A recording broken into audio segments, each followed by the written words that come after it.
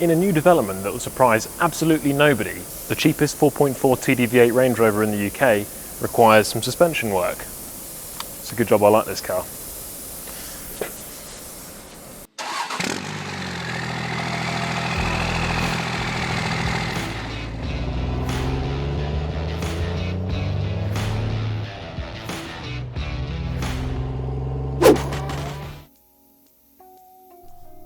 So the reason we're looking at the Range Rover being jacked up right now is because there's a suspension issue that's been bugging me since I bought it last month. Well, a couple of issues actually. Firstly, I wasn't comfortable with riding around on the unbranded no-name airspring the garage had fitted, along with a decidedly ropey looking original Contitech one on the driver's side, so I decided to order a pair of new Aerosus bags and replace both the rears at once. Secondly, I think there's a problem with the way the Rangie's riding. More specifically, the back end doesn't seem to ride with the smoothness and plushness we associate with the L322 Range Rover. It definitely rode much better on the test drive I took before the garage had carried out any suspension work, so whatever they've done, it seems to have upset something. It took me a couple of weeks, but the more I drove it, the more I realised something wasn't right. Could it be the new damper fitted by the garage, or perhaps the mismatch with the other one on the opposite side, or maybe the no-name airbag is causing it somehow? I'm not sure, but in this episode we're going to try and suss it out. Before we get to the spanners though, I just wanted to give you guys a quick rundown on how the air and variable dynamic suspension works on the L322. If you want to skip this bit, feel free, but otherwise it's about to get technical, so bear with me. So all L322s are originally fitted with air suspension, full air suspension. As you guys probably know, all that consists of is a compressor, a reservoir, a few valves and a rubber air spring in each corner. All of this is controlled by a clever ECU that takes inputs from 4 height sensors and then adjusts the ride height, adjusts the amount of air in the system basically to achieve a level ride and to give you your variable heights as well for your off-road mode and etc, etc. However, what you might not know, and I only say that because I didn't know this until I started researching it, is that from 2010 on to 2012, Land Rover made it even more complicated, the system, by adding adaptive dynamics. So this is a system where the damper characteristics are continually adjusted by the ECU in reaction to the current driving conditions. What this means in practice is that during normal driving you get a lovely smooth ride, but it's also able to reduce unwanted body motion during cornering or hard acceleration and braking by stiffening up the dampers. So this system is controlled by another ECU called the adaptive damping module, and this thing receives signal from 3 accelerometers in the body, the height sensors, as well as data from the driver inputs to determine what the vehicle's doing and what the wheel and body motions are relative to each other. It then applies an appropriate damping level to each damper, and it's doing this continuously as you drive. So the way it achieves this is that in each damper it has a solenoid operated variable orifice, and when the solenoid's energized it opens up a larger fluid path for the damper, so makes the damper softer. When it's de-energized, it always got to pass through a smaller orifice, so it makes the damper stiffer. And it can vary the damper between those two states as needed, as seen fit by the ECU. But the current it requires to fully energize the damper solenoid is 1.5 amps per corner, so remember that, that'll be important later. As a point of note, this system is now fitted to pretty much every Jaguar Land Rover vehicle on the road. They've had it in Jaguars for a couple of years before the Range Rover had it, but yeah, basically every JLR vehicle on the road now has some form of this variable damper system. So they were really putting some kind of advanced technology into the 322 at the end of its life. So the first thing you need to do to remove an air spring is depressurize it. To do this on an L322 you can use the diagnostic software, but here I'm just going to drain the line manually by accessing the valve block behind the arch liner.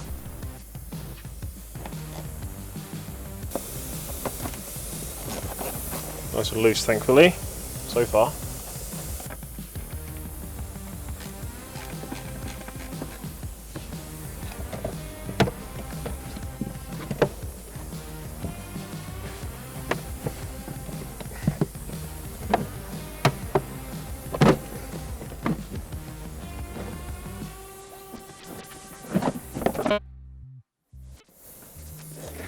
So here we are guys, I'm actually on the second day of this job now. Yesterday I actually managed to run out of battery, so we couldn't film it for you, but luckily we've still got this side to do, so I can fully show you on this side now. So you will have seen some footage of me changing the other side. I've just taken the arch liner out on the driver's side, undone the airbag line for this side, so you can see that's now got no air pressure in it now, this airbag. So this one's ready to come out. Weather does not look or feel good. Starting to get blowy.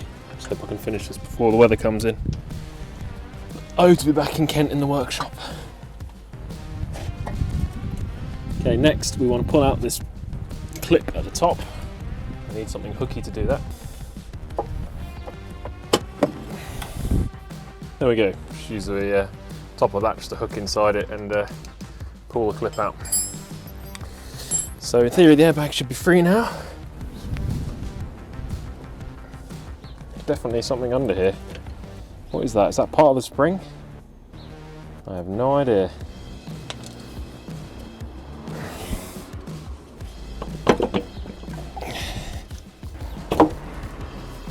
There we have a free spring. Just need to get this out now. So there you go, that's one spring out of its seat now. We just need to get the airline disconnected, which is a bit tricky because they don't give you much spare airline, so you need to get a short 12mm spanner in there. Okay, so once you've disconnected that, get the airbag out of the way. And with your airline, you just want to pull off the old collet, which is the little brass bit on the end that you can see there. So there we go, that's what the little collet looks like. You want to take that off because we've got a new one to go on. So then this should also slide off now. There we go. So before I put that back in, I'll give that end of that pipe a bit of a clean. Just to ensure we have as low a chance of air leaks as possible. Also it's going to clean up the spring seats, top and bottom, just to make sure the air spring seats in there properly. Nothing too crazy, just get all the lumps out. So here we've got our old airbag I've just taken out. This is actually the one that was replaced by the garage and our new Aerosus unit here. You might not think there's anything wrong with this, but it's an unbranded one, so it's got completely unknown quality to me. So I don't really want to be relying on dubious quality parts when I'm out and about in this car. So for 60 quid, for me, it's worth tracking on these Aerosus bags, which have got a pretty good reputation for the quality. So yeah, let's throw it on. When you get your new Aerosus bags, they'll actually come fitted with these little white caps to stop dirt from getting in whilst it's in transport, and you also get a new spring on top as well. So the first thing you want to do is take out the spring on your seat. So we know what that is, sorry, the clip, not the spring. And then we're going to take the little plastic pin out. So on these airbags, the little collet is pre-installed behind the nut. And I did, on the other airbag I had, have it turn around so it wasn't quite facing the right direction, so I had to correct that. So these are actually a push-fit design with the airline. Once you push it in, it's locked in, you don't have to do any more tightening. So I've just pushed that in all the way until it stopped, and you can just about see the little bump on the airline sticking out there. So that's how it wants to be. So now we need to manoeuvre this in.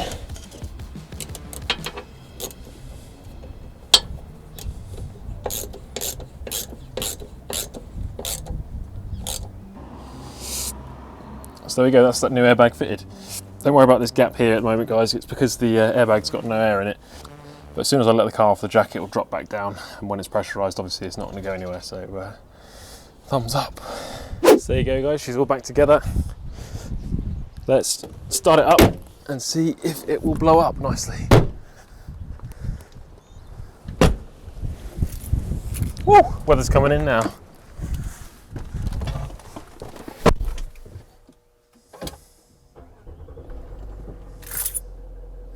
So I've just got to confirm the suspension height.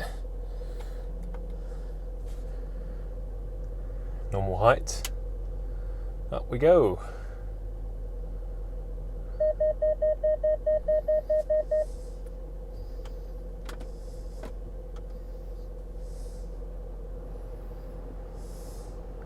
Let's go up to full height. Off-road setting. Back down to normal height.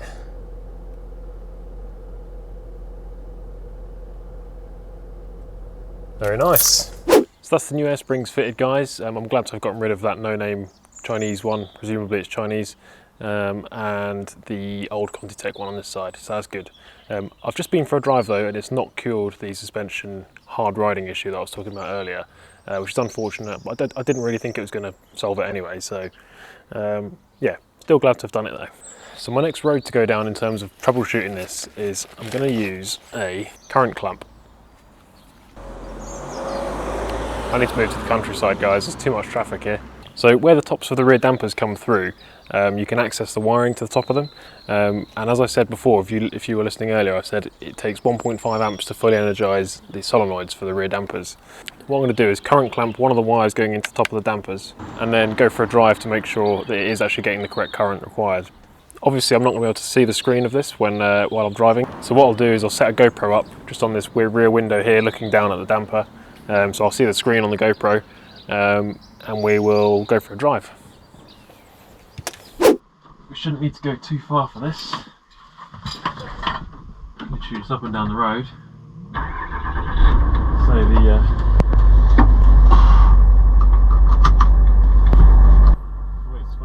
So So off we go then. As you can see, as soon as I start moving, we get the 1.5 amps or thereabouts, which is correct. It's holding that as I continue driving.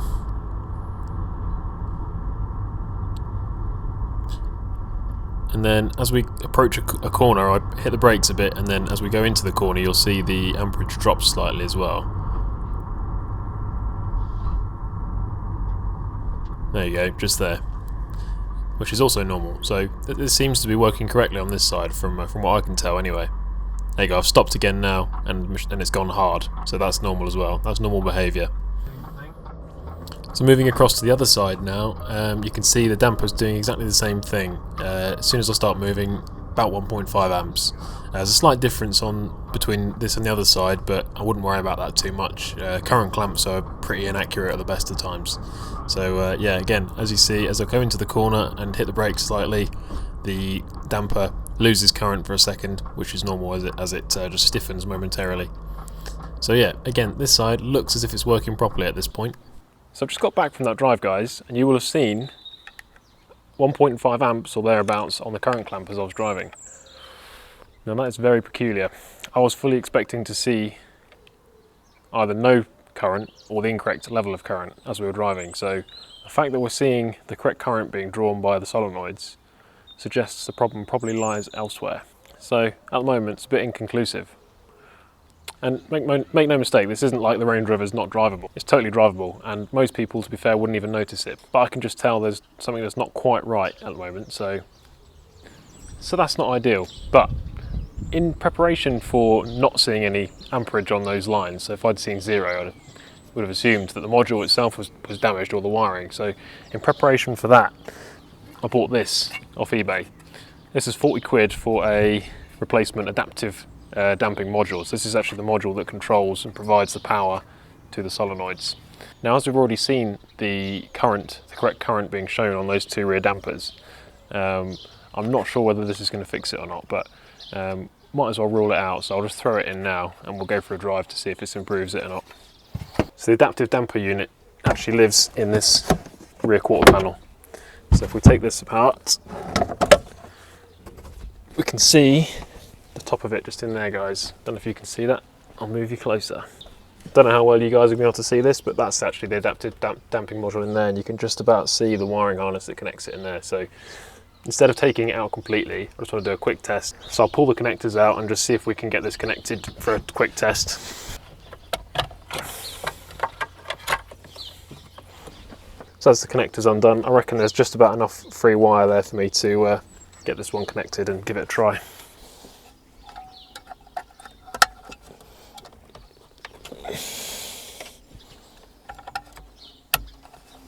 There we go, so that can just dangle there for a minute whilst we go for a drive. So I've been driving for a few minutes now, guys, and unfortunately still feels the same. Still not quite right. So I mean, at least that rules out the adaptive damping module as the source of the problem. It's riding exactly the same as with the original module connected, so to me that rules out the module as the issue. You just see me hit that pothole then, on the right hand side at the back. Definitely feels stiffer than it should be.